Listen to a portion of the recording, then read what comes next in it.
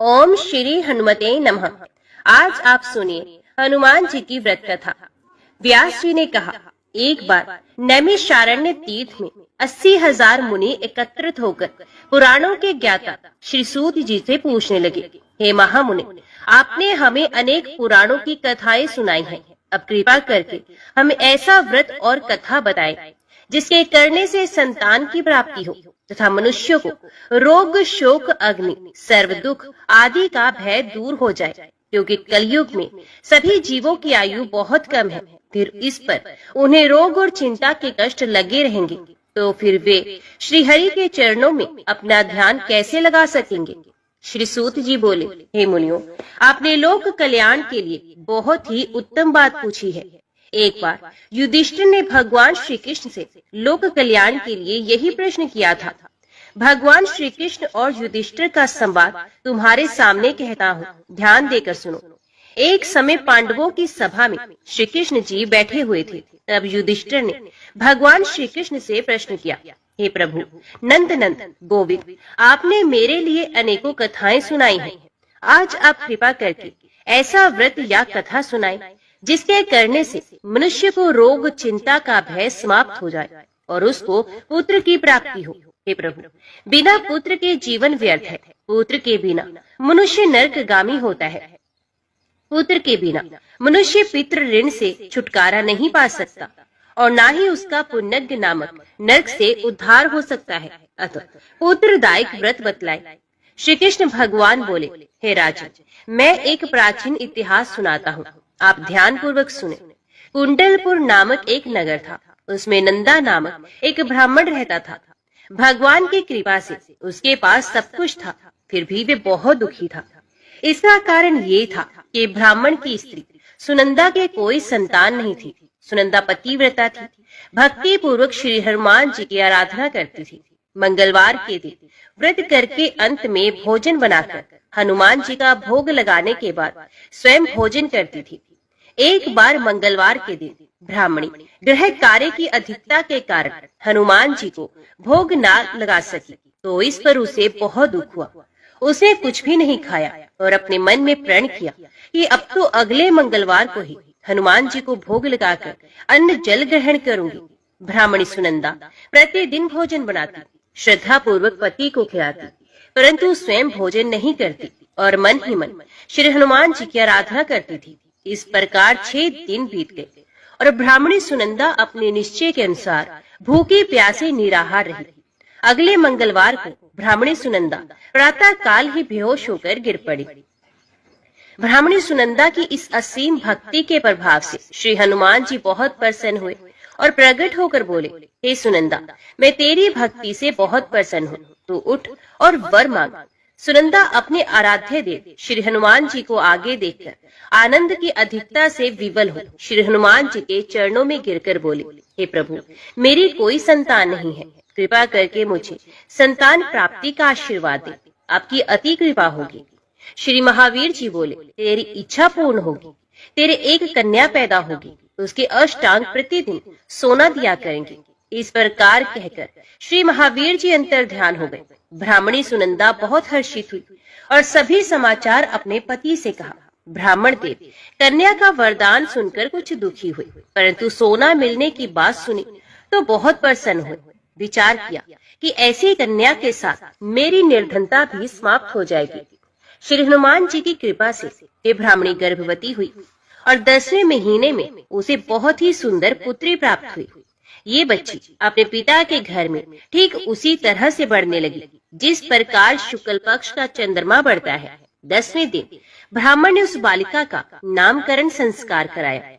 उसके कुल पुरोहित ने उस बालिका का नाम रत्नावली रखा, क्योंकि ये कन्या सोना प्रदान किया करती थी।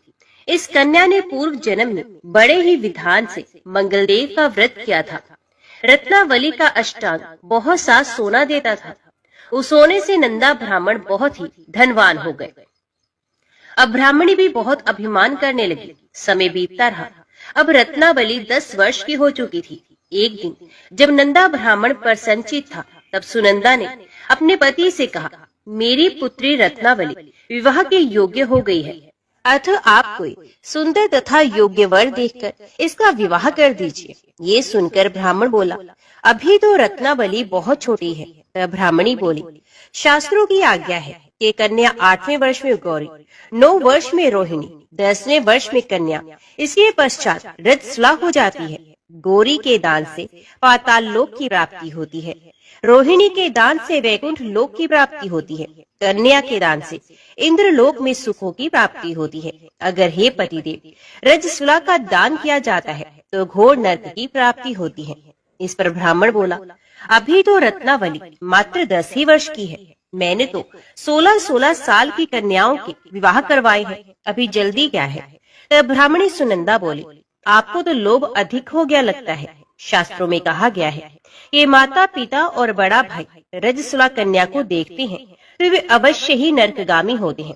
तब ब्राह्मण बोला, अच्छी बात है, कल मैं अवश्य ही योग्य वर की तलाश में अपना दूत भेजूंगा।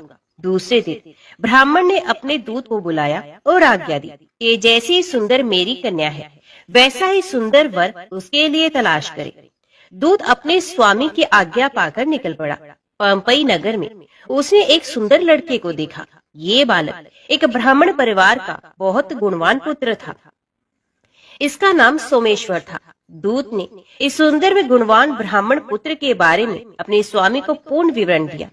ब्राह्मण नंदा को भी सोमेश्वर अच्छा लगा और फिर शुभ मुहूर्त में विधि पूर्वक कन्या दान करके ब्राह्मणी संतुष्ट हुए। परंतु ब्राह्मण के मन में तो लोभ समाया हुआ था। उसने कन्यादान तो कर दिया था पर वे बहुत खिन्न भी था। उसने विचार किया कि रत्नावली तो अब चली जाएगी और मुझे इससे जो सोना मिलता है वे भी चला जाएगा। मेरे पास जो धन था कुछ तो इसके विवाह में खर्च हो गया और जो शेष बचा है वे भी कुछ दिनों के पश्चात खत्म हो जाएगा। मैंने तो इसका विवाह करके बहुत बड़ी भूल कर दी है। अब कोई ऐसा उपाय हो कि रत्नावली मेरे घर में ही बनी रहे, अपने ससुराल न जाए। लोभ रूपी राक्षस ब्राह्मण के मस्तिष्क पर छाता जा रहा था। रात भर अपनी छैया पर बेचैनी से करवटें बदलते बदलते उसने एक बहुत ही क्रूर निर्णय लिया। उसने विचार किया कि जब रत्नावली को लेकर उसका पति सोमेश्वर अपने घर के लिए जाएगा तो वे मार्ग में छिपकर सोमेश्वर का वध कर देगा और अपनी लड़की को अपने घर ले आएगा, जिससे नियमित रूप से उसे सोना भी मिलता रहेगा और समाज का कोई मनुष्य उसे दोष भी नहीं दे सकेगा। प्रातः काल हुआ तो नंदा और सुनंदा ने अपने जमाई तथा लड़की को बहुत सारा धन देकर विदा किया। सोमेश्वर अपनी पत्नी रत्नावली को लेकर ससुराल से अपने घर की तरफ चल दिया। ब्राह्मण नंदा महालोभ के वशीभूत हो अपनी मति खो चुका था। पाप पुण्य को उसे विचार ही न रहा। अपने भयानक व क्रूर निर्णय को कार्य रूप देने के लिए उसने अपने दूत को मार्ग में अपने जमाई का वध करने के लिए भेज दिया, ताकि रत्नावली से प्राप्त होने वाला सोना उसे हमेशा मिलता रहे और वो कभी निर्धन न हो। ब्राह्मण के दूत ने अपने स्वामी की आज्ञा का पालन करते हुए उसके जमाई सोमेश्वर का मार्ग में ही वध कर दिया। समाचार प्राप्त कर ब्राह्मण नंदा मार्ग में पहुंचा और रुदन करती अपनी पुत्री रत्नावली से बोला, हे पुत्री, मार्ग में लुटेरों ने तेरे पति का वध कर दिया है। भगवान की इच्छा के आगे किसी का कोई वश नहीं चलता। अब तू घर चल, वहाँ पर ही रहकर शेष जीवन व्यतीत करना। जो भाग्य में लिखा है वही होगा। अपने पति की अकाल मृत्यु से रत्नावली बहुत दुखी हुई। करुण क्रंदन व रुदन करते हुए अपने पिता से बोली, हे पिताजी, इस संसार में जिस स्त्री का पति नहीं है उसका जीना व्यर्थ है। मैं अपने पति के साथ ही अपने शरीर को जला दूंगी और सती होकर अपने इस जन्म को, माता पिता के नाम को तथा सास ससुर के यश को सार्थक करूंगी। ब्राह्मण नंदा अपनी पुत्री रत्नावली के वचनों को सुनकर बहुत दुखी हुआ। विचार करने लगा, मैंने व्यर्थ ही जमाई का वध किया और पाप अपने सर ले लिया। रत्नावली तो उसके पीछे अपने प्राण तक देने को तैयार है। मेरा तो दोनों तरफ से मरण हो गया। धन तो अब मिलेगा नहीं। जमाई वध के पाप के फलस्वरूप यम यातना भी भुगतनी पड़ेगी। ये सोचकर वे बहुत खिन्न हुआ। सोमेश्वर की चिता बनाई गई। रत्नावली सती होने की इच्छा से अपने पति का सर अपनी गोद में रखकर चिता में बैठ गई। जैसे ही सोमेश्वर की चिता को अग्नि लगाई गई, वैसे ही प्रसन्न हो मंगल देव वहाँ प्रकट हुए और बोले, हे रत्नावली, मैं तेरी पति भक्ति से बहुत प्रसन्न हूँ, तू वर मांग। रत्नावली ने अपने पति का जीवन दान मांगा।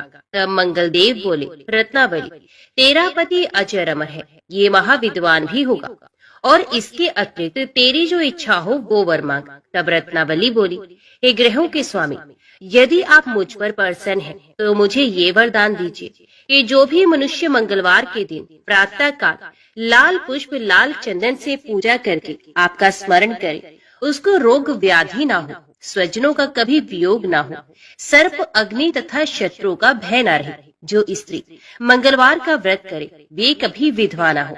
मंगलदेव तथास्तु कहकर अंतर्ध्यान हो गए। सोमेश्वर मंगलदेव की कृपा से जीवित हो गया। रत्नावली अपने पति को पुनः प्राप्त कर बहुत प्रसन्न हुई और मंगलदेव का व्रत प्रत्येक मंगलवार को करके व्रतराज और मंगलदेव की कृपा से इस लोक में सुख ऐश्वर्य को भोगते हुए अंत में अपने पति के साथ स्वर्गलोक को चले गई। आइए अब सुनते हैं मंगलवार व्रत की एक अन्य कथा। एक ब्राह्मण दंपति की कोई संतान नहीं हुई थी, जिसके कारण दोनों पति पत्नी दुखी रहते थे। वे ब्राह्मण हनुमान जी की पूजा हेतु वन में चला गया। वे पूजा के साथ महावीर जी से एक पुत्र की कामना प्रकट किया करता था। घर पर उसकी पत्नी मंगलवार व्रत पुत्र की प्राप्ति के लिए किया करती थी। मंगल के दिन व्रत के अंत में भोजन बनाकर हनुमान जी को भोग लगाने के बाद स्वयं भोजन ग्रहण करती थी। एक बार कोई व्रत आ गया जिसके कारण ब्राह्मणी भोजन ना बना सकी। तब हनुमान जी का भोग भी नहीं लगाया गया। वे अपने मन में ऐसा प्रण करके सो गई कि अगले मंगलवार को हनुमान जी को भोग लगाकर ही अन्न ग्रहण करूंगी। वे भूखी प्यासी 6 दिन तक पड़े रही। मंगलवार के दिन जो से मूर्छा आ गई, तब हनुमान जी ने उसकी लगन और निष्ठा को देखकर अति प्रसन्न हुए और उन्होंने उसे दर्शन दिए और कहा, मैं तुमसे अति प्रसन्न हूँ। मैं तुझको एक सुंदर बालक देता हूँ जो तेरी बहुत सेवा किया करेगा। हनुमान जी मंगलवार को बाल रूप में उसको दर्शन देकर अंतर ध्यान हो गए। सुंदर बालक पाकर ब्राह्मणी अति प्रसन्न हुई। ब्राह्मणी ने बालक का नाम भी मंगल रखा। कुछ समय पश्चात ब्राह्मण वन से लौट कर आया। पर संचित सुंदर बालक घर में क्रीड़ा करते देखकर वे ब्राह्मण पत्नी से बोला, ये बालक कौन है? पत्नी ने कहा, मंगलवार के व्रत से प्रसन्न होकर हनुमान जी ने दर्शन देकर मुझे ये बालक दिया है। पत्नी की बात छल से भरी जानकर उसने सोचा, ये उल्टा व्यभिचारिणी अपनी कुलुचता छुपाने के लिए बात बना रही है। एक दिन उसका पति कुएं पर पानी भरने चला तो पत्नी ने कहा कि मंगल को भी साथ ले जाओ। वे मंगल को साथ ले चला और उसको कुएं में डालकर वापस पानी भरकर आया तो पत्नी ने पूछा कि मंगल कहाँ है। तभी मंगल मुस्कुराता हुआ घर में आया। उसको देख ब्राह्मण आश्चर्यचकित हुआ। रात्रि में उसके पति से हनुमान जी ने स्वप्न में कहा, ये बालक मैंने दिया है, तुम पत्नी को उल्टा क्यों कहते हो? पति ये जानकर हर्षित हुआ। फिर पति पत्नी मंगल का व्रत रख अपनी जीवन आनंद पूर्वक व्यतीत करने लगे। जो मनुष्य मंगलवार व्रत कथा को पढ़ता या सुनता है और नियम से व्रत रखता है, उसके हनुमान जी की कृपा से सब कष्ट दूर होकर सर्व सुख प्राप्त होता है। भगवान शंकर के अंश से वायु के द्वारा कपिराज केसरी की पत्नी अंजना में हनुमान जी का प्रादुर्भाव हुआ। मर्यादा पुरुषोत्तम श्री राम की सेवा शंकर जी अपने रूप से तो नहीं कर सकते थे, अतएव उन्होंने 11वें रुद्र रूप को इस प्रकार वानर रूप में अवतरित किया। जन्म के कुछ ही समय पश्चात महावीर हनुमान जी ने उगते हुए सूर्य को कोई लाल लाल फल समझा और उसे निगलने के लिए आकाश की ओर दौड़ चले। उस दिन सूर्य ग्रहण का समय था। राहु ने देखा कि कोई दूसरा ही सूर्य को पकड़ने आ रहा है।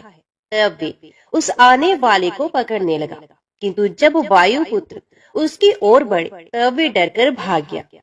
राहु ने इंद्र से पुकार की। ऐरावत पर चढ़कर इंद्र को आते देख पवन कुमार ने ऐरावत को कोई बड़ा सा सफेद फल समझा और उसी को पकड़ने के लिए लपके। घबराकर देवराज ने वज्र से प्रहार किया। वज्र से उनकी ठोड़ी पर चोट लगने से वे कुछ टेढ़ी हो गई। इसी से ये हनुमान कहलाने लगे। वज्र लगने पर ये मूर्छित होकर गिर पड़े। पुत्र को मूर्छित देखकर वायुदेव बड़े कुपित हुए। उन्होंने अपनी गति बंद कर ली। श्वास रुकने से देवता भी व्याकुल हो गए। अंत में हनुमान को सभी लोकपालों ने अमर होने तथा अग्नि जल वायु आदि से अभय होने का वरदान देकर वायुदेव को संतुष्ट किया। जातीय स्वभाव से चंचल हनुमान ऋषियों के आश्रमों में वृक्षों को सहज चपलतावश तोड़ देते तथा आश्रम की वस्तुओं को अस्त व्यस्त कर देते थे। अतः ऋषियों ने इन्हें शाप दिया, तुम अपना बल भूले रहोगे। जब कोई तुम्हें स्मरण दिलाएगा तभी तुम्हें अपने बल का भान होगा। तब से वे सामान्य वानर की भांति रहने लगे। माता के आदेश से सूर्य नारायण के समीप जाकर वेद वेदांग प्रभूति समस्त शास्त्रों एवं कलाओं का इन्होंने अध्ययन किया। इसके पश्चात किष्किंधा में आकर सुग्रीव के साथ रहने लगे। सुग्रीव ने इन्हें अपना निजी सचिव बना लिया। जब बाली ने सुग्रीव को मारकर निकाल दिया तब भी ये सुग्रीव के साथ ही रहे। सुग्रीव के विपत्ति के साथ ही होकर ऋष्यमुख पर्वत पर ये उनके साथ ही रहते थे। बचपन में माता अंजना से बार बार आग्रह पूर्वक इन्होंने अनादि रामचरित सुना था। अध्ययन के समय वेद में पुराणों में श्री राम कथा का अध्ययन किया था। किष्किंधा आने पर ये भी ज्ञात हो गया कि परात्पर प्रभु ने अयोध्या में अवतार धारण कर लिया है। अब ये बड़ी उत्कंठा से अपने स्वामी के दर्शन की प्रतीक्षा करने लगे। श्रीमद् भागवत में कहा गया है, जो निरंतर भगवान की कृपा की आतुर प्रतीक्षा करते हैं, अपने प्रारब्ध से प्राप्त सुख दुख को संतोष पूर्वक भोगते रहकर हृदय वाणी तथा शरीर से भगवान को प्रणाम करता रहता है। हृदय से भगवान का चिंतन, वाणी से भगवान के नाम गुण का गान कीर्तन और शरीर से भगवान का पूजन करता रहता है। ये मुक्ति पद का स्वतः अधिकारी हो जाता है।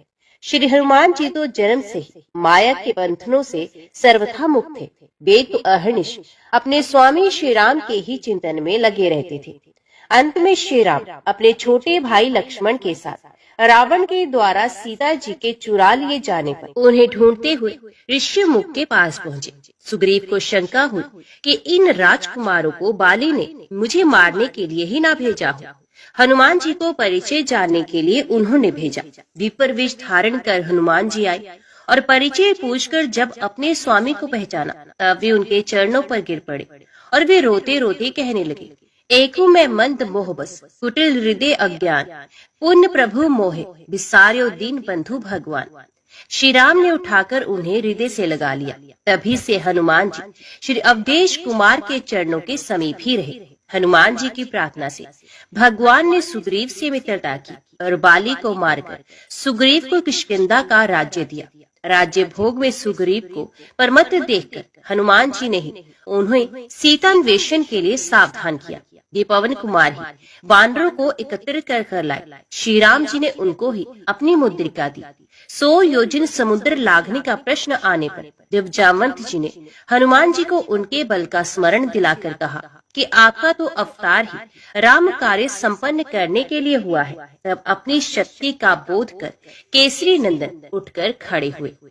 देवताओं के द्वारा भेजी हुई नाग माता सुरसा को संतुष्ट करके समुद्र में छिपी राक्षसी सिंहिका को मारकर हनुमान जी लंका पहुँचे।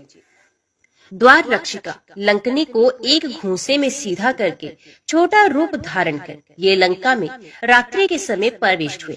विभीषण जी से पता पाकर अशोक वाटिका में जानकी जी के दर्शन किए। उनको आश्वासन देकर अशोक वन को उजाड़ डाला। रावण के भेजे राक्षसों तथा रावण पुत्र अक्षय कुमार को मार दिया। मेघनाथ इन्हें किसी प्रकार बांधकर राजसभा में ले गया। वहां रावण को भी हनुमान जी ने अभिमान छोड़कर भगवान की शरण लेने की शिक्षा दी। राक्षस राज की आज्ञा से उनकी पूंछ में आग लगा दी गई। इन्होंने उसी अग्नि से सारी लंका को जला दिया। सीता जी से चिन्ह स्वरूप चूड़ामणि लेकर भगवान के समीप लौट आए। समाचार पाकर श्री राम ने युद्ध के लिए प्रस्थान किया। समुद्र पर सेतु बांधा गया। संग्राम हुआ और अंत में रावण अपने समस्त अनुचर बंधु बांधवों के साथ मारा गया। युद्ध में श्री हनुमान जी का पराक्रम, उनका शौर्य, उनकी वीरता सर्वोपरि रही।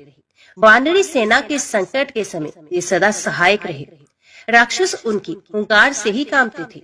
लक्ष्मण जी जब मेघनाद की शक्ति से मूर्छित हो गए, तब मार्ग में पाखंडी कालनेमी को मारकर द्रोणाचल को हनुमान जी उखाड़ लाए और इस प्रकार संजीवनी औषधि आने से लक्ष्मण जी को चेतना प्राप्त हुई। माया भी अहिरावण जब माया करके राम लक्ष्मण को युद्ध भूमि से चुरा ले गया, तब पाताल जाकर अहिरावण का वध करके हनुमान जी ही श्री राम जी और भाई लक्ष्मण जी के साथ वहां आए। रावण वध का समाचार श्री जानकी जी को सुनाने का सौभाग्य और श्री राम लौट रहे हैं, ये आनंददायी समाचार भरत जी को देने का गौरव भी प्रभु ने अपने प्रिय सेवक हनुमान जी को ही दिया। हनुमान जी विद्या, बुद्धि, ज्ञान तथा पराक्रम की मूर्ति हैं, किंतु इतना सब होने पर भी इन्होंने कभी अभिमान नहीं किया। अभिमान उन्हें कभी छू तक नहीं पाया। जब वे लंका जलाकर अकेले ही रावण का मान मर्दन करके प्रभु के पास लौटे और प्रभु ने पूछा कि त्रिभुवन विजय रावण की लंका को तुम कैसे जला सके, तब उन्होंने उत्तर दिया, शाखा मृग के बड़ मनुसाई, शाखा ते शाखा पर जाय, नाग सिंधु हाटक पुरजारा, निश्चय गन मदन विपुजारा, सो सब तव प्रताप रघुराई, नाथ न कछु मोरु भ्रपदाई। हनुमान जी की भक्ति तो अतुलनीय है। अयोध्या में राज्याभिषेक हो जाने पर भगवान ने सबको पुरस्कृत किया। सबसे अमूल्य अयोध्या के कोष की सर्वश्रेष्ठ मणियों की माला श्री जानकी जी ने अपने कंठ से उतारकर हनुमान जी के गले में डाल दी। हनुमान जी मणियों को ध्यान से देख देख कर तोड़ने लगे और मुख में डालकर फोड़ने भी लगे। दुर्लभ रत्नों को इस प्रकार नष्ट होते देख कुछ लोगों को बड़ा कष्ट हुआ। कुछ ने उन्हें रोका भी। हनुमान जी ने कहा, मैं इनमें भगवान का नाम तथा उनकी मूर्ति ढूंढ रहा हूँ। जिस वस्तु में मेरे स्वामी श्री सीता राम का नाम ही ना हो, जिसमें उनकी मूर्ति ना हो, ये तो व्यर्थ है। प्रश्न करने वाले ने पूछा, क्या आपके शरीर में ये मूर्ति और नाम है? तुरंत अपने नखों से हनुमान जी ने छाती का चमड़ा फाड़कर सबको दिखाया। उनके रोम रोम में राम ये परम दिव्य नाम अंकित था और उनके हृदय में श्री जनक नंदिनी जी के साथ सिंहासन पर बैठे महाराज धीराज श्री अवधेय जी की भुवन सुंदर मूर्ति विराजमान थी। सब लोग जय जयकार करने लगे। भगवान ने हनुमान जी को हृदय से लगा लिया। हनुमान जी आजन्म नैष्ठिक ब्रह्मचारी हैं, व्याकरण के महान पंडित हैं, वेदज्ञ हैं, ज्ञान शिरोमणि है, बड़े विचारशील, तीक्ष्ण बुद्धि तथा अतुल पराक्रमी है। श्री हनुमान जी बहुत निपुण संगीतज्ञ और गायक भी हैं। एक बार देवऋषि दानवों के महान सम्मेलन में जलाशय के तट पर भगवान शंकर तथा देवऋषि नारद जी आदि गा रहे थे। अन्य देवऋषि दानव भी योग दे रहे थे। इतने में ही हनुमान जी ने मधुर स्वर से ऐसा सुंदर गान आरंभ किया कि जिसे सुनकर उन सबके मुख मलिन हो गए, जो बड़े उत्साह से गा बजा रहे थे, और सभी अपना अपना गान छोड़कर मोहित हो गए और चुप होकर सब सुनने लगे। उस समय केवल हनुमान जी ही गा रहे थे। जब तक पृथ्वी पर श्री राम की कथा रहेगी, तब तक पृथ्वी पर रहने का वरदान उन्होंने स्वयं प्रभु से मांग लिया। श्री राम जी के अश्वमेध यज्ञ में अश्व की रक्षा करते समय जब अनेक महासंग्राम हुए, तब उनमें हनुमान जी का पराक्रम ही सर्वत्र विजयी हुआ। महाभारत में भी केसरी कुमार का चरित्र है। ये अर्जुन के रथ की ध्वजा पर बैठे रहते थे। उनके बैठे रहने से अर्जुन के रथ को कोई पीछे नहीं हटा सकता था। कई अवसरों पर उन्होंने अर्जुन की रक्षा भी की। एक बार भीम, अर्जुन और गरुड़ जी को अपने अभिमान से भी बचाया था। कहते हैं कि हनुमान जी ने अपने वज्रनख से पर्वत की शिलाओं पर एक रामचरित काव्य लिखा था। उसे देखकर महर्षि वाल्मीकि को दुख हुआ कि यदि वह काव्य लोक में प्रचलित हुआ तो मेरे आदि काव्य का समादर नहीं होगा। ऋषि को संतुष्ट करने के लिए हनुमान जी ने वे शिलाएं समुद्र में डाल दी। सच्चे भक्त में यश मान बढ़ाई की इच्छा का लेश भी नहीं होता। वे तो अपने प्रभु का पावन यशी लोक में गाता है। श्री राम कथा श्रवण, राम नाम कीर्तन के हनुमान जी अनन्य प्रेमी हैं। जहाँ भी राम नाम का कीर्तन या राम कथा होती है, वहाँ वे गुप्त रूप से आरंभ में ही पहुँच जाते हैं। दोनों हाथ जोड़कर सर से लगाए सबसे अंत तक वहाँ पर ही खड़े रहते हैं। प्रेम के कारण उनके नेत्रों से बराबर आंसू झरते रहते हैं। उन अनन्य तथा अतुलनीय श्री राम भक्त के पावन पद कमलों में अनंत नमस्कार। व्यास जी कहते हैं, जो लोग राम राम राम इस मंत्र का उच्चारण करते हैं, खाते पीते सोते चलते और बैठते समय, सुख में या दुख में राम मंत्र का जप करते हैं, उन्हें दुख दुर्भाग्य आदि व्याधि का भय नहीं रहता। उनकी आयु संपत्ति और बल प्रतिदिन बढ़ते रहते हैं। राम का नाम लेने से मनुष्य भयंकर पाप से छूट जाता है, वे नरक में नहीं पड़ता और अक्षय गति को प्राप्त होता है। लंकापति रावण के वध के बाद जब अयोध्यापति प्रभु श्री राम की कीर्ति दूर दूर तक फैल रही थी और वे मर्यादा पुरुषोत्तम कहलाने लगे थे, तब एक दिन महादेव शिव की इच्छा भी मर्यादा पुरुषोत्तम श्री राम से मिलने की हुई। पार्वती जी को संग लेकर महादेव जी कैलाश पर्वत से उतरकर अयोध्या नगरी के रास्ते पर चल पड़े। भगवान शिव और माता पार्वती को आया देखकर राम जी बहुत खुश हुए और माता जानकी ने उनका उचित आदर सत्कार किया और स्वयं भोजन बनाने के लिए रसोई में चली गई। इसी बीच भगवान शिव ने श्री राम जी से पूछा, आपके सेवक हनुमान जी दिखाई नहीं दे रहे हैं। तब श्री राम बोले, वे बगीचे में हैं। शिव जी ने श्री राम जी से बगीचे में जाने की अनुमति मांगी और पार्वती जी का हाथ थामकर बगीचे में आ गए। बगीचे की खूबसूरती देखकर उनका मन मोहित हो गया। आम के एक घने वृक्ष के नीचे हनुमान जी दीन दुनिया से बेखबर गहरी नींद में सोए हुए थे और एक ले में खराटों से राम नाम की ध्वनि उठ रही थी। चकित होकर शिवजी और माता पार्वती एक दूसरे की ओर देखने लगे। माता पार्वती मुस्कुरा उठी और वृक्ष की डालियों की ओर इशारा किया। राम नाम सुनकर पेड़ की डालियां भी झूमने लगी थी और इनके बीच से भी राम नाम उच्चारित हो रहा था। शिवजी इस राम नाम की धुन में मस्त मगन होकर खुद भी राम राम कहकर नाचने लगे। माता पार्वती जी ने भी अपने पति का अनुसरण किया और अपने कोमल पैर थिरकाने लगी। शिवजी और माता पार्वती जी के नृत्य से ऐसी झनकार उठी कि स्वर्ग लोक के देवता गण भी आकर्षित होकर बगीचे में आ गए और राम नाम की धुन में सभी मस्त हो गए। माता जानकी भोजन तैयार करके प्रतीक्षा कर रही थी, परंतु संध्या घिरने पर भी अतिथि नहीं पधारे। तब अपने देवर लक्ष्मण जी को बगीचे में भेजा। लक्ष्मण जी तो स्वयं को श्री राम का सेवक ही मानते थे, इसलिए बगीचे में आकर जब उन्होंने धरती पर स्वर्ग का नजारा देखा तो स्वयं भी राम नाम की धुन में झूम उठे। महल में माता जानकी जी परेशान हो रही थी। अभी तक भोजन ग्रहण करने कोई भी क्यों नहीं आया। उन्होंने श्री राम जी से कहा, भोजन ठंडा हो रहा है, चलिए हम ही जाकर बगीचे में से सभी को ले आए। तब जब राम जी भी बगीचे में गए तो वहाँ राम नाम की धूम मची हुई थी। हनुमान जी गहरी नींद में सोए हुए थे और उनके खर्राटों से अभी तक राम नाम ही निकल रहा था। श्री राम भाव विवल हो उठे। राम जी ने हनुमान जी को नींद से जगाया और प्रेम से उनकी तरफ निहारने लगे। हनुमान जी प्रभु को आया देखकर शीघ्रता से उठकर खड़े हो गए। नृत्य की सभा भंग हो गई। शिव जी खुले कंठ से हनुमान जी की राम भक्ति की सराहना करने लगे। हनुमान जी सकुचाए लेकिन मन ही मन खुश हो रहे थे। श्री सिया राम ने भोजन करने का आग्रह भगवान शिव जी से किया। सभी लोग महल में भोजन करने के लिए चल पड़े। माता जानकी जी भोजन परोसने लगी। हनुमान जी को भी श्री राम जी ने पंक्ति में बैठने का आदेश दे दिया। हनुमान जी बैठ तो गए, परंतु आदत ऐसी थी कि राम जी के भोजन परोसने के उपरांत ही सभी लोग भोजन करते थे। आज श्री राम के आदेश से पहले भोजन करना पड़ रहा था। माता जानकी हनुमान जी को भोजन परोसे जा रही थी, परंतु हनुमान जी का पेट ही नहीं भर रहा था। सीता जी कुछ समय तक तो उन्हें भोजन परोस रही, फिर समझ गई कि इस तरह से तो हनुमान जी का पेट नहीं भरेगा। उन्होंने तुलसी जी के एक पत्ते पर राम नाम लिखा और भोजन के साथ हनुमान जी को परोस दिया। तुलसी पत्र खाते ही हनुमान जी को संतुष्टि मिली और वे भोजन खाकर उठकर खड़े हो गए।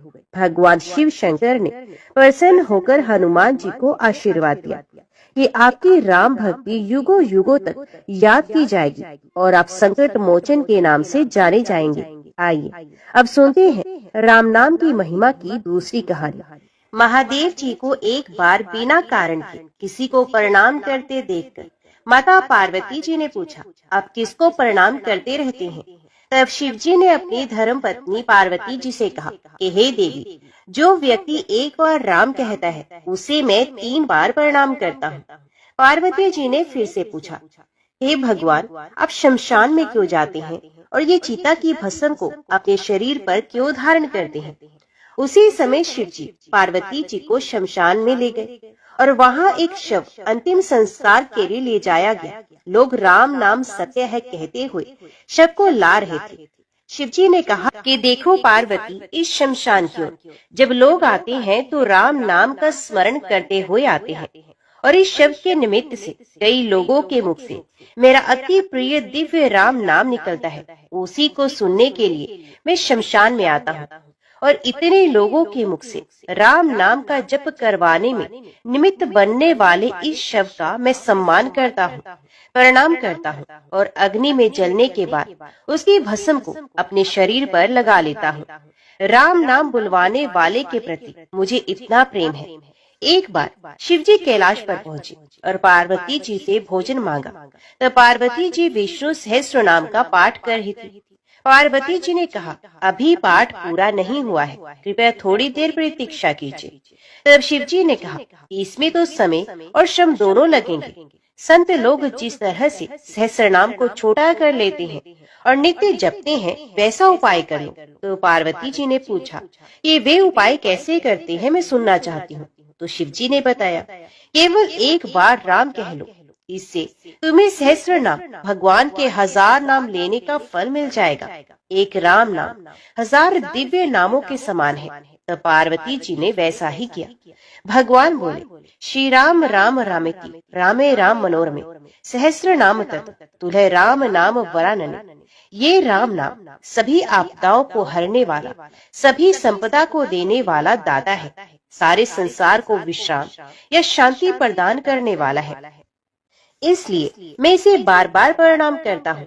भवसागर की सभी समस्याओं और दुखों के बीजों को भून कर रख देने वाला, समूल नष्ट कर देने वाला, सुख संपत्तियों को अर्जित करने वाला, यमदूतों को खदेड़ने वाला केवल राम नाम का जप है। इसलिए प्रयास पूर्वक स्वयं भी राम नाम जपते रहना चाहिए और दूसरों को भी प्रेरित करके राम नाम जपना चाहिए। इससे अपना और दूसरों का तुरंत कल्याण हो जाता है।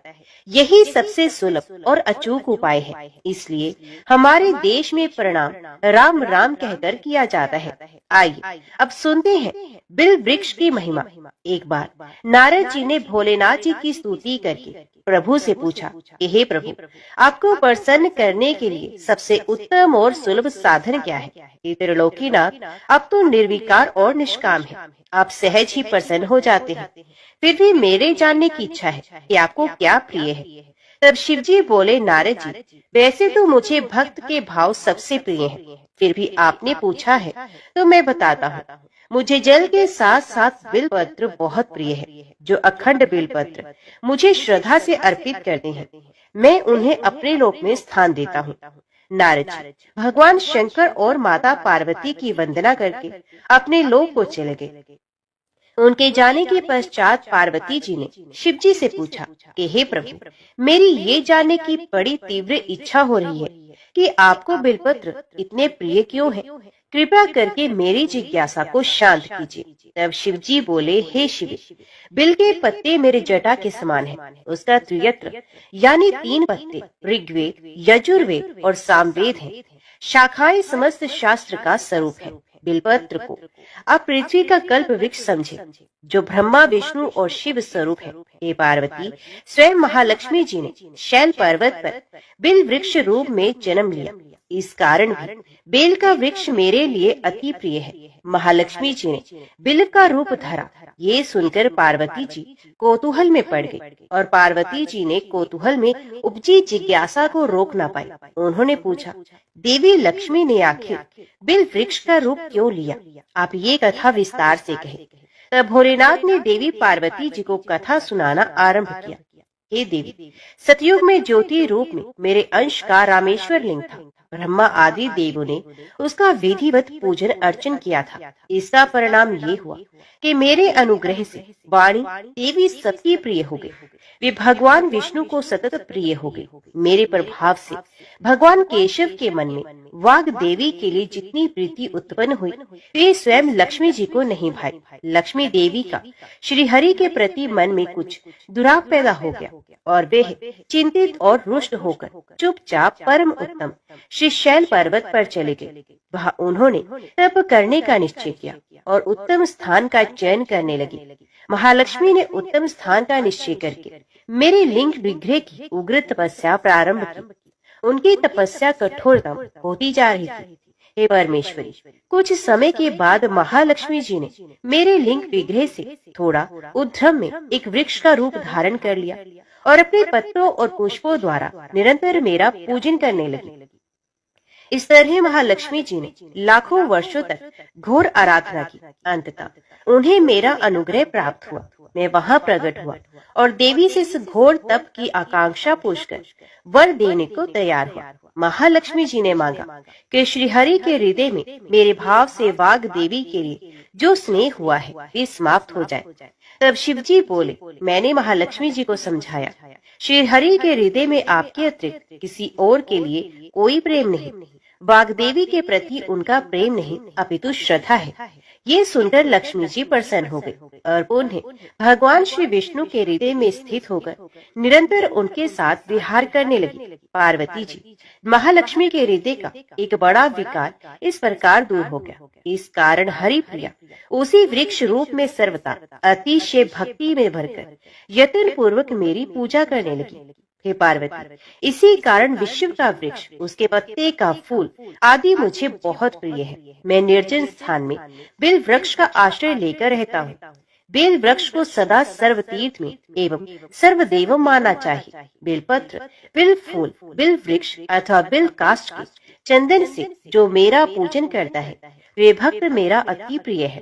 बेल वृक्ष को शिव के समान ही समझो, ये मेरा शरीर है। जो बेल पर चंदन से मेरा नाम अंकित करके मुझे अर्पण करता है, मैं उसे सभी पापों से मुक्त कर अपने लोक में स्थान देता हूँ। हे देवी, उस व्यक्ति को स्वयं लक्ष्मी जी भी नमस्कार करती हैं, जो मेरा पूजन करती हैं। जो बिल्व मूल में प्राण छोड़ता है उसको रुद्र देह प्राप्त होता है और ऐसे मनुष्य पर सदैव ही माता लक्ष्मी की कृपा रहती है और साथ ही साथ भगवान नारायण की कृपा भी उन पर सदैव बनी रहती है। तो प्रेम से बोलो, भगवान शिव और माता पार्वती की जय। आई अब सुनते हैं मंगलवार को सुनी जाने वाली मंगला गौरी माता की पौराणिक कथा। कुरु देश में कीर्ति नामक एक विद्वान कीर्ति शली शत्रुओं का नाश करने वाला 64 कलाओं का ज्ञाता तथा धनुर्विद्या में कुशल राजा हुआ। पुत्र के अलावा अन्य सभी शुभ चीजें उस राजा के पास थी, इसलिए वे राजा संतान के विषय में अत्यंत चिंतित हुआ और जब ध्यान पूर्वक देवी की आराधना करने लगा तब उसकी कठोर तपस्या से प्रसन्न हो गई और उससे ये वचन बोली कि हे सुव्रत, वर मांगो। तब श्रुत कीर्ति बोला, हे देवी, यदि आप मुझ पर प्रसन्न हैं तो मुझे सुंदर पुत्र दीजिए। हे देवी, आपकी कृपा से अन्य किसी भी वस्तु का अभाव नहीं है। तब उसका ये वचन सुनकर पवित्र मुस्कान वाली देवी ने कहा, राजन, तुमने अत्यंत दुर्लभ वर मांगा है, फिर भी कृपावश मैं तुम्हें अवश्य दूंगी। किंतु हे राजन सुनिए, यदि परम गुण पुत्र चाहते हैं तो वे केवल 16 वर्ष जीवित रहेगा और यदि रूप तथा विद्या से पुत्र चाहते हो तो दीर्घ जीवी होगा। देवी का वचन सुनकर राजा चिंतित हुआ और पुनः अपनी पत्नी से परामर्श करके उसने गुणवान तथा सभी शुभ लक्षणों से संपन्न 16 वर्ष की आयु वाला पुत्र मांगा। तब देवी ने भक्त संपन्न राजा से कहा, हे राजा, मेरे मंदिर के द्वार पर आम का वृक्ष है, उसका एक फल लाकर मेरी आज्ञा से अपनी पत्नी को उसे भक्षण हेतु प्रदान करो, जिसे वे शीघ्र ही गर्भ धारण करेगी, इसमें संदेह नहीं। प्रसन्न होकर राजा ने वैसा ही किया और उसकी पत्नी ने गर्भ धारण किया। 10वें महीने में उसने देवतुल्य सुंदर पुत्र को जन्म दिया। तब हर्ष तथा शोक से युक्त राजा ने बालक का जात कर्म आदि संस्कार किया। शिव का स्मरण करते हुए उसका नाम चिरायु रखा गया। इसके बाद पुत्र के 16 वर्ष के होने पर पत्नी सहित राजा चिंता में पड़ गए और वे विचार करने लगे, ये पुत्र बड़े कष्ट से प्राप्त हुआ और मैं इसकी दुखद मृत्यु अपने ही सामने कैसे देख सकूंगा। ऐसा विचार करके राजा ने पुत्र को उसके मामा के साथ काशी भेज दिया। प्रस्थान के समय राजा की पत्नी ने अपने भाई से कहा कि आप मेरे पुत्र को काशी ले जाइए। मैंने भगवान मृत्युंजय से पूर्व में पुत्र के लिए प्रार्थना की थी और कहा था कि हे विश्वेश्वर, अब जगतपति की यात्रा के लिए मैं उस पुत्र को अवश्य भेजूंगी, अतः आप मेरे पुत्र को आज ही ले जाइए और सावधानी पूर्वक इसकी रक्षा कीजिएगा। अपनी बहन की बात सुनकर भांजे के साथ वे चल पड़ा। कई दिनों तक चलते चलते वे आनंद नामक नगर में पहुंचा। वहाँ सभी प्रकार की समृद्धियों वाला संपन्न वीरसेन नाम वाला राजा रहता था।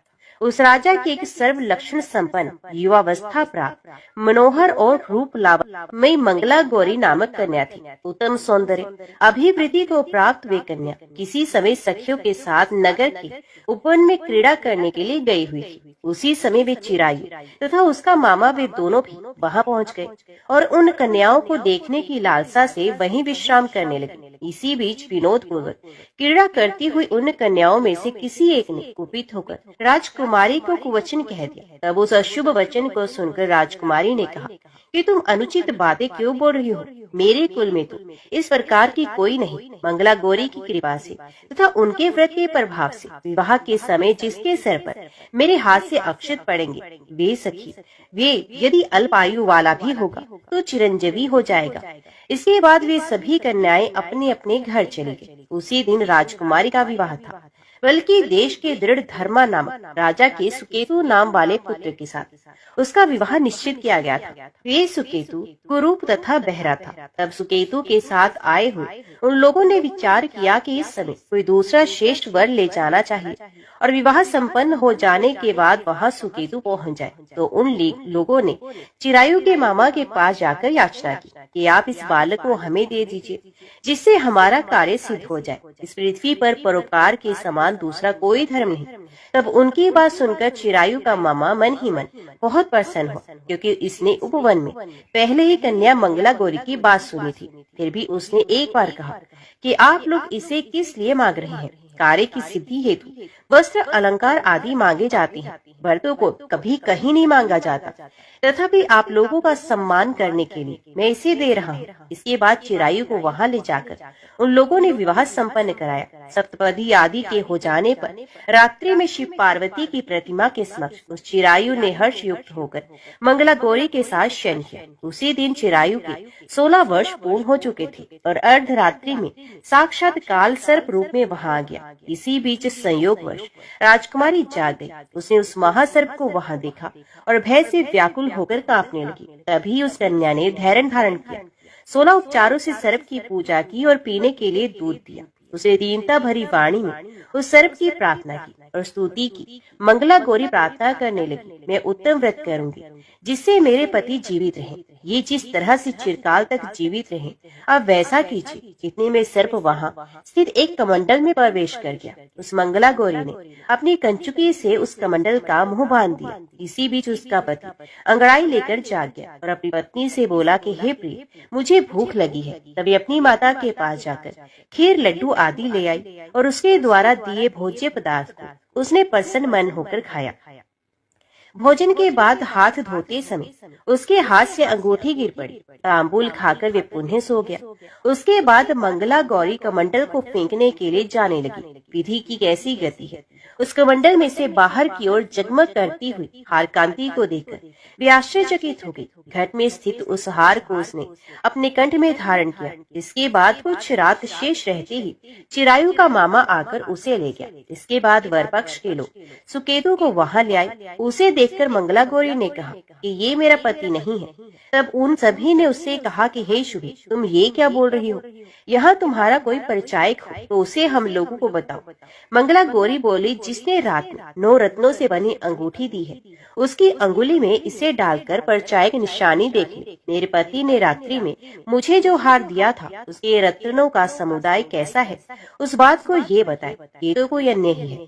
इसके अलावा रात में परस्पर भाषण तथा भोजन आदि जो कुछ किया गया था उसे भी ये बता दे, तब ये निश्चय ही मेरे पति है। इस प्रकार उसका वचन सुनकर सभी ठीक है कहने लगे, किंतु जब एक भी बात ना मिली तब सभी ने सुकेतु को उसका पति होने से निश्चित कर दिया और वर पक्ष वाले जिस तरह से आए थे उसी तरह से वापस चले गए। उसके बाद अपने वंश को बढ़ाने वाली महायश से संपन्न तथा परम मनस्वी मंगला गौरी के पिता ने अन्नपान आदि का सत्र चलाया। उन्हें वर पक्ष का वृत्तांत कानों कान सुन लिया।